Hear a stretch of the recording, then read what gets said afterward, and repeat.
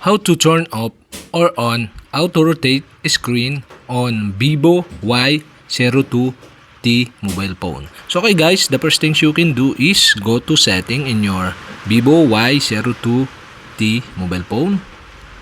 In settings, scroll down and go to display and brightness. In display and brightness, you can see the auto rotate screen. And on the right side of this, you can see the switch button. And okay guys, to turn off or disable the auto rotate screen, okay, you'll have to do is switch off the switch button on the right side of this auto rotate screen. And that's it. Okay, you have successfully disabled or turned off.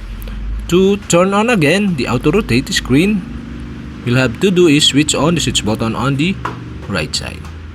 And that's it. Okay, we have successfully turned on or off the auto rotate screen on Vivo Y02t mobile phone.